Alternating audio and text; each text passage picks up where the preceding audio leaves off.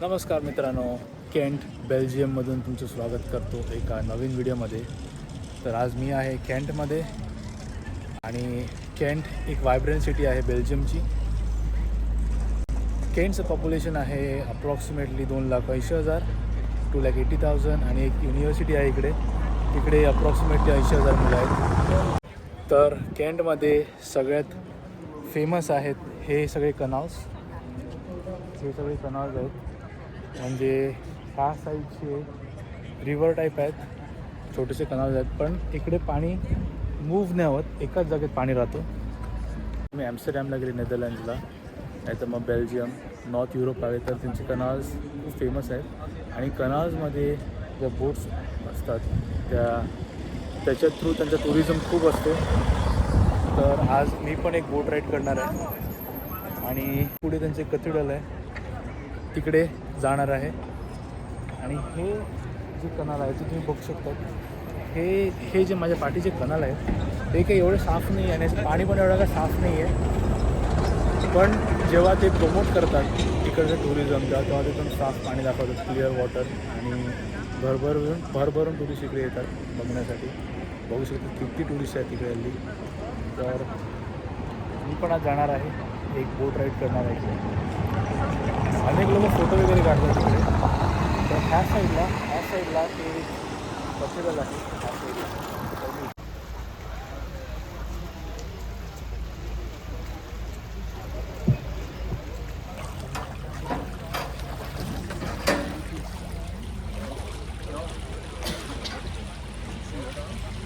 Everybody's sitting comfortable? It's true. But we pronounce it a bit differently. Some. A bit shorter. Some. Yeah. First of all, we'll have to balance the boat a little bit. There are too many people sitting to the right. Can maybe 2 or 3 persons switch sides? Well, welcome in Ghent. Ghent is the third biggest city in Belgium, but only has 270,000 inhabitants. It's not a lot, isn't it? It's actually in theory a big village. Everybody knows everybody.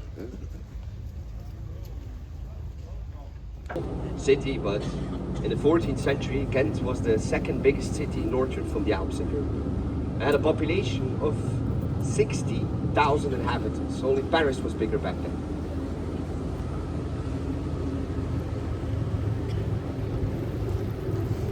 First of all, I'm going to start with the beginning. The first settlement in this area here. First of all, the first settlement here was a Celtic Germanic settlement.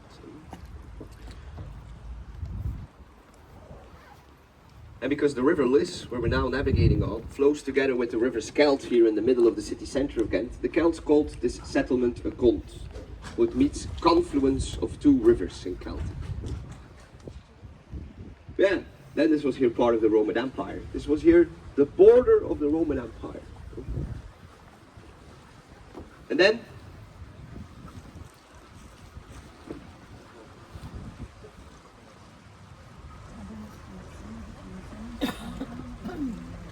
are they soulmates?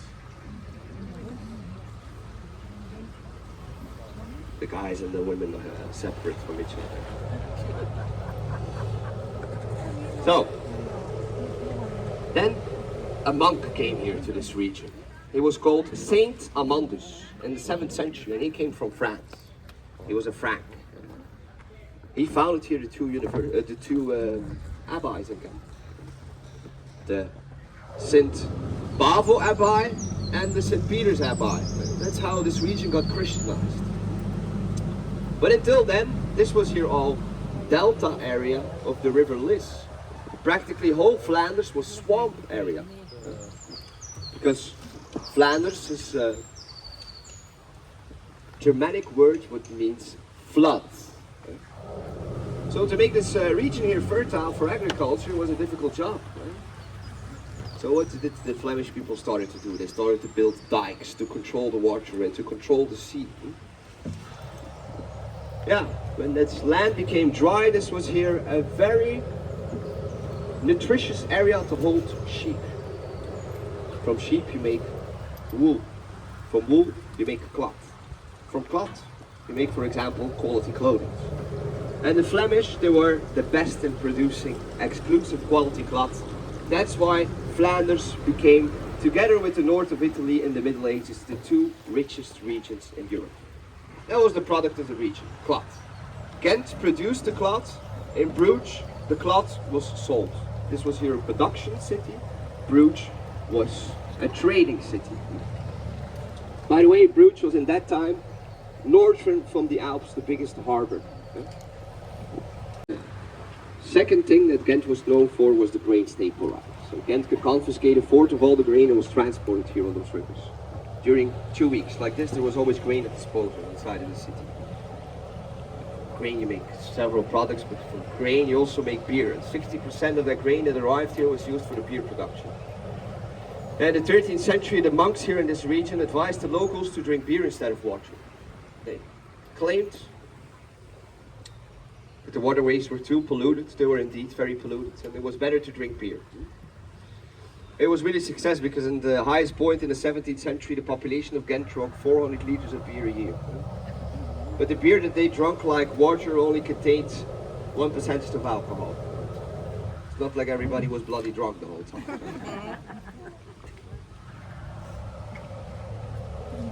They were actually, because back then all the grain came from a region called Artois in the north of France. So actually we're now like in the past with a boat with cargo of grain going to the grain harbor. We're going momentarily to the grain harbor. And there is France behind us. That's where this river comes from. This is here an extension of the old grain harbor. It was built in the 18th century, and a new connection was dug here to the left. If you would go straight forward here for a very long time, you would eventually end up in Ostend.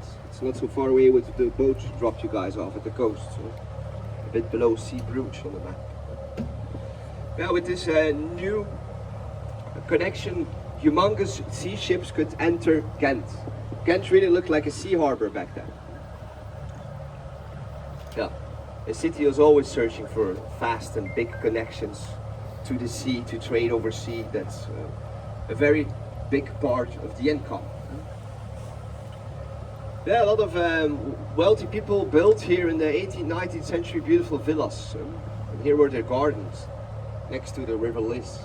The introduction of tea in this area, the beer consumption also slowly went down.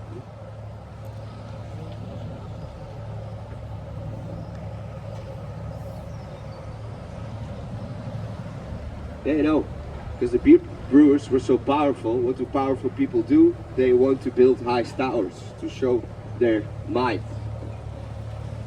The beer brewers also wanted to do that. Their original plan was to build a tower with 132 meters, the biggest tower in this area. Well, we can see there a tower that is sticking out there with a flat roof without a spire. This was financed by the beer brewers, and you can see that their plan failed. It should have been 5.5 times bigger as what we see now. It's only 28 meters high. In the 16th century, there was a huge economical crisis here. Half of the population of Flanders flew to the north. That's why the tower never got finished. We started to construct it in the 15th century. In the 17th century also did not finish it, even until the 19th century. Then the city of Ghent just placed a flat roof on it to finish. But why did they want to build such a humongous tower? Because back then the highest tower was located in the city of Antwerp, a city in the north of Flanders. The Cathedral of Our Lady is 123 meters high. As closer you can build to God, the more power you can legitimate. Driving competition in height is really a thing. Yeah, all those institutions wanted to show their power and might. That's why you have over 40 churches here in Ghent. The canal there behind us to the right, where that boat is called. We go 200 meters further in that direction over there.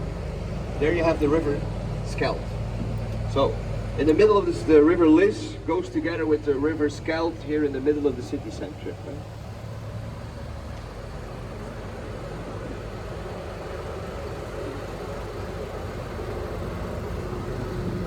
here the old courthouse of Ghent, 19th century.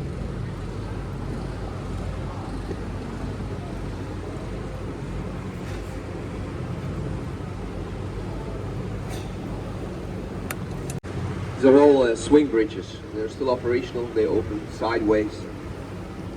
But big boats don't come inside of the center here.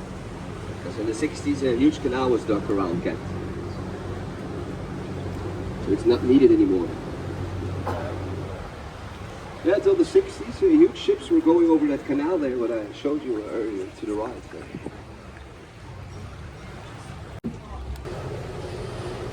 So here to the left, this is an old Dominican monastery from the 13th century.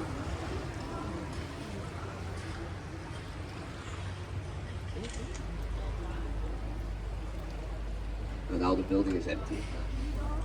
The first floor, there were the dormitories of the monks. And in 1913, Ghent hosted the World Exposition. For example, also hosted in London. The World Exposition. Is it loud enough, the microphone, or should I put it a little bit louder?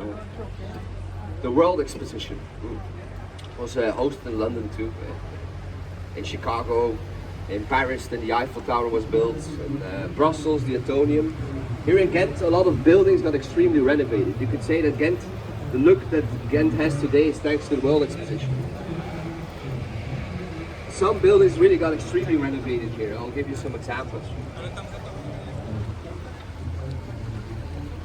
Here, this bridge right in front of us was built. You can see there on top of the bridge, the Archangel St. Michael's. The bridge is named like that because here to the left you have the St. Michael's Church from the 15th century. Financed by the beer brewers, and St. Michael's is the saint of the beer brewers. It's also the reason why the Spanish beer is called San Miguel. The old post office here behind the bridge to the right was also built for the World Exposition. On top of the bridge, you have a stunning view over the three towers here to the right. There's the Silicon Valley of the Middle Ages. Here you have the Manhattan of the Middle Ages to the right.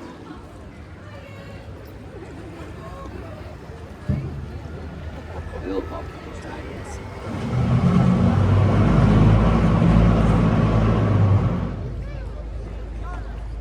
So, let's look over there.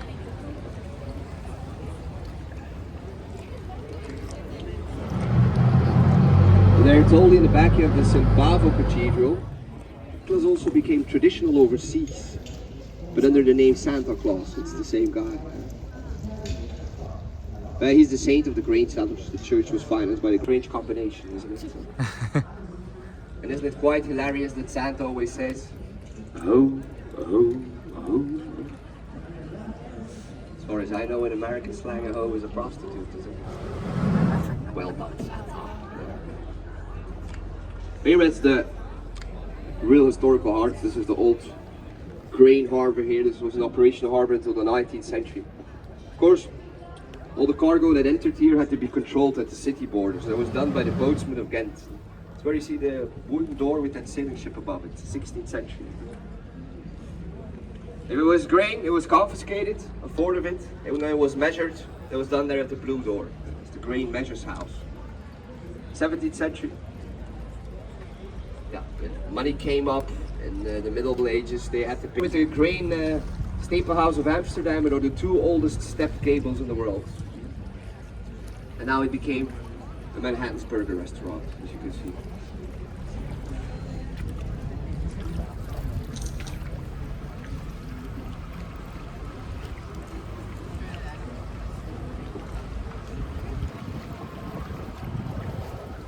To the left you have there the Marriott Hotel with the two golden swans on the facade. These two swans are the symbolism. Symbolism was the most common written language in the past because most people couldn't read nor write. Only the educated, and there was just a few. So you would imagine that the two swans would swim to another, their necks would form a heart. That's why they symbolize already since the ancient Greeks monogamy and eternal love. But these two swans over there, they swim away from another, and they represent the opposites. And that is prostitution. It was a brothel for a very long time called the Swan. Now it's a luxury hotel, an American chain named the Marriott. Yeah, you're probably wondering how did prostitutes prevent themselves back then of getting pregnant. Archaeologists, they found like a certain type of primitive condom that was made of the intestines of a sheep. But actually the most used technique was, but it's not so reliable, if women are breastfeeding, but they really have to do it on a regular base without skipping any meal for the baby. So they started to construct this castle in 1180. For 200 years it was the residence of the counts of Flanders. And they moved out to a bigger residence called the Garden of the Prince. We'll talk about that later in the tour. But the castle is a bit of an example of how things extremely got renovated. You see here the outside walls are the original stones, but you see there that at the towers they're totally different stones. They were all added for the World Exposition. Also the top of the castle. And we just entered a canal that was dug by hand in the 13th century. Like this, a faster connection to the North Sea was created, and to Bruges.